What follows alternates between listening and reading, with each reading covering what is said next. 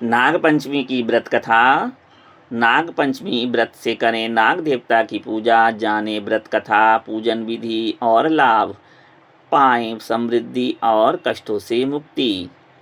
नागपंचमी मनाने के बारे में आमतौर पर लोगों को सांपों से बहुत डर लगता है, लेकिन क्या आपको पता है कि हमारे हिंदू सनातन धर्म में सांपों को भाई मानकर उनकी पूजा करने की परंपरा चली आ रही है।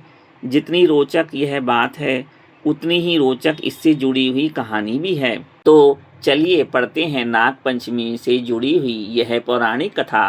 प्राचीन काल में किसी नगर में एक सेठ जी रहा करते थे। उनके 7 पुत्र थे और सबका विवाह हो चुका था। सेठ जी के सबसे छोटे पुत्र की पत्नी काफ़ी सुशील थी, लेकिन उसका कोई भाई नहीं था। एक दिन घर की बड़ी बहू ने सभी बहुओं को घर के लीपने के लिए पीली मिट्टी लाने के लिए कहा। जब मिट्टी लाने के लिए उन्होंने खुरपी से खुदाई शुरू की, तो एक सांप वहां निकल आया। यह देखकर बड़ी बहू घबरा गई और खुरपी से उस सांप को मारने लगी। उसे देखकर सबसे छोटी बहू ने कहा कि यह जीव तो निर्दोष है, आप कृपया करके इसकी हत्या ना करें। छोटी बहू की बात सुनकर बड़ी बहू ने उस सांप को छोड़ दिया और छोटी बहू ने सर्प से एक जगह बैठकर उसका इंतजार करने के लिए कहा। छोटी बहू उसके बाद घर के कामों में व्यस्त हो गई और सांप को बोली हुई बात भूल गई।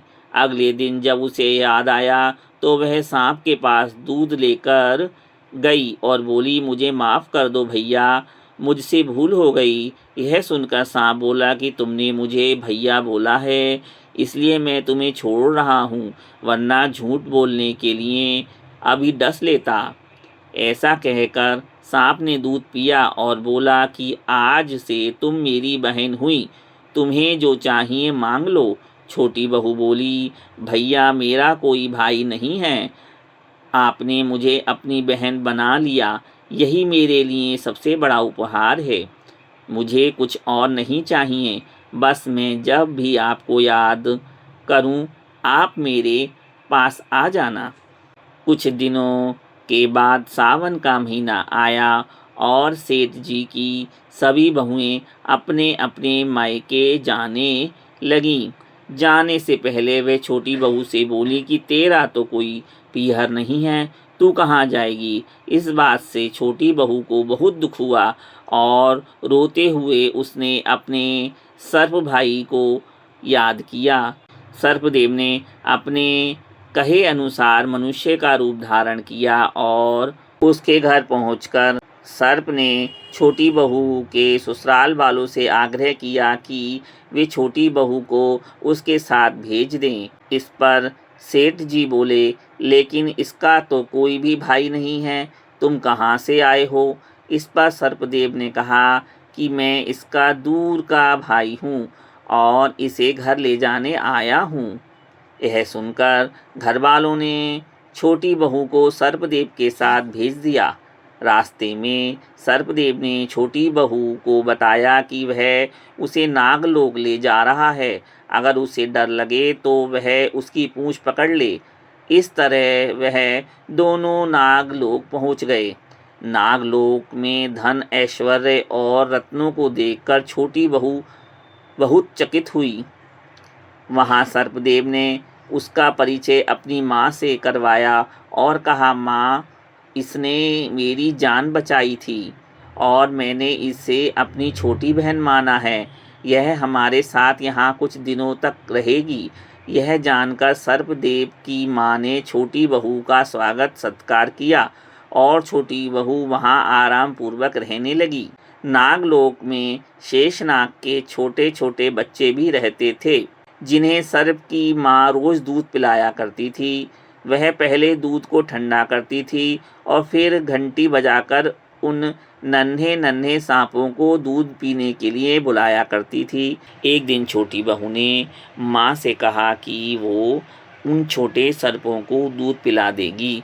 उसने एक पात्र में दूध डाला और जल्दबाजी में दूध के ठंडा होने से पहले ही घंटी बजा दी। घंटी की आवाज़ सुनकर छोटे सांप दूध पीने आ गए और गर्म दूध पीने से उनके फन जल गए। इस पर वह क्रोधित हो गए और बोले, हम इसे डसेंगे। यह सुनकर छोटी बहू ने उनसे माफ़ी मांगी और सर्पदेव की माँ ने उन्हें ऐसा करने से मना कर दिया।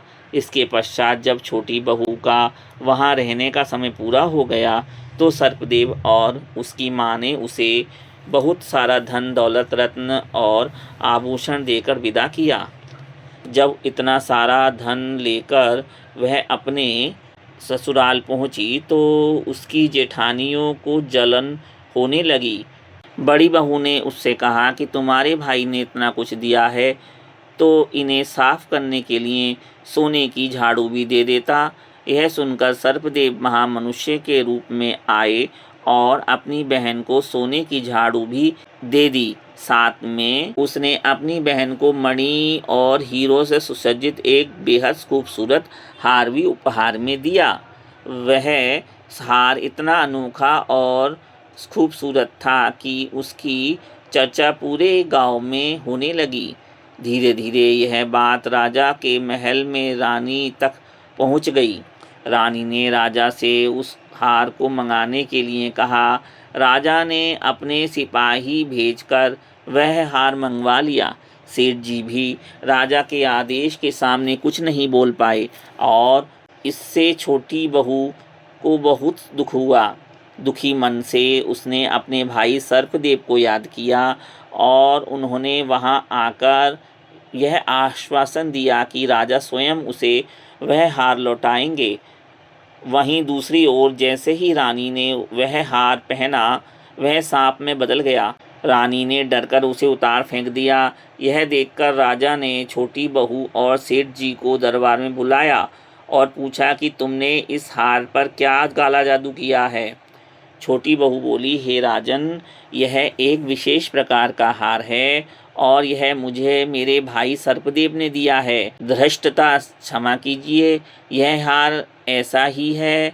यह मेरे गले में हीरे का और मणियों का रहता है और दूसरे के गले में सर्प बन जाता है। यह सुनकर राजा ने वह सर्प बना हार उसे देकर कहा कि अभी पहनकर इसे दिखाओ। छोटी बहू ने जैसे ही उसे पहना वैसे ही हीरो मणियों का हो गया। यह देखकर राजा को उसकी बात का विश्वास हो गया और उसने प्रसन्न होकर उसे बहुत सी मुद्राएं भी पुरस्कार में दी। छोटी बहू अपने हार और इन पुरस्कारों सहित घर लौट आई, लेकिन छोटी बहू को प्राप्त हुए धन को देखकर बड़ी बहू ने ईर्ष्या के कारण उसके पति को सिखाया कि छोटी बहू के पास कहीं से धन आता है। यह सुनकर उसके पति ने अपनी पत्नी को बुलाकर कहा कि ठीक ठीक बताओ कि यह धन तुझे कौन देता है। तब वह सर्प को याद करने लगी। तब उसी समय सर्पदेव ने प्रकट होकर कहा, यदि मेरी धर्म बहन के आचरण पर कोई संदेह प्रकट करेगा तो मैं उसे खा लूँगा। यह सुनकर छोटी बहू का पति बहुत प्रसन्न हुआ और उसने सर्प देवता का बड़ा सत्कार किया। उसी दिन से नाग पंचमी का त्यौहार मनाया जाने लगा और स्त्रियां सर्प को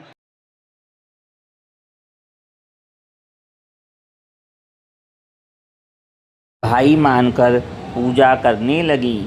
लाइक करें, सब्सक्राइब करें और बेल आइकॉन प्रेस करें। जय नाग देवता।